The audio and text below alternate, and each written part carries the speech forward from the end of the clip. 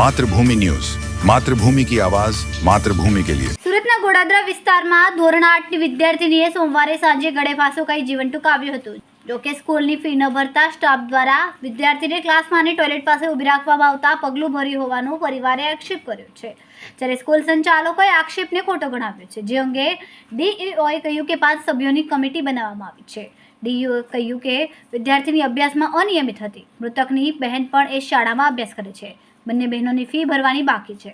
વિદ્યાર્થીનીનું શાળામાં પ્રથમ વર્ષ હતું। અગાઉ તે અન્ય શાળામાં અભ્યાસ કરતી હતી। ફી બાબતે વિદ્યાર્થીનીએ આપઘાત કર્યો હતો તેવો મૃતકનો પરિવારે આક્ષેપ કર્યો, ત્યારે ડીઈઓની ટીમે આજે રિપોર્ટ સબમિટ કરે તેવી શક્યતા છે।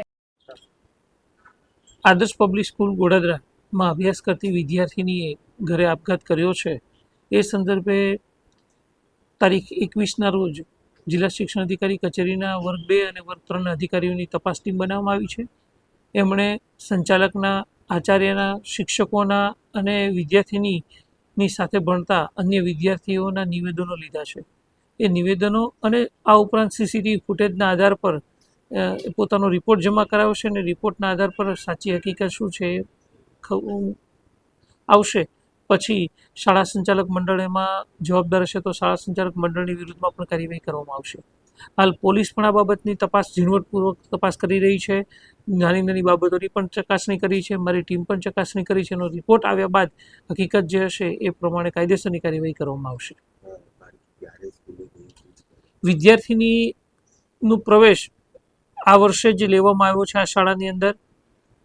વિદ્યાર્થીની અગાઉ અન્ય શાળામાં ભણતી હતી, એને અભ્યાસ 1.5 વર્ષ જેટલો છોડી દીધો હતો। ફરીવાર અભ્યાસ આ શાળાની અંદર પ્રવેશ મેળવી અને શરૂ કરેલો છે। આ વિદ્યાર્થીની સાથેની બેન પણ ભણતી હતી આ શાળાની અંદર। બંનેની ફી બાકી હતી એ હકીકત છે, પરંતુ વિદ્યાર્થીની 11 તારીખ પછી સતત ગેરહાજર જોવા મળે છે એવું પણ પ્રાથમિક તપાસમાં જાણવા મળ્યું છે, પરંતુ હકીકતલક્ષી અહેવાલ આવ્યા બાદ જ આ બાબતની વધારે પુષ્ટિ કરી શકાય તેમ છે। ખૂબ જ ટૂંકા સમયમાં માતૃભૂમિ ન્યૂઝ ઓટીટી પ્લેટફોર્મ અને મેગા સિટીમાં કેબલ નેટવર્ક સાથે જોડાઈ જશે, તો જોતા રહો માતૃભૂમિ ન્યૂઝ।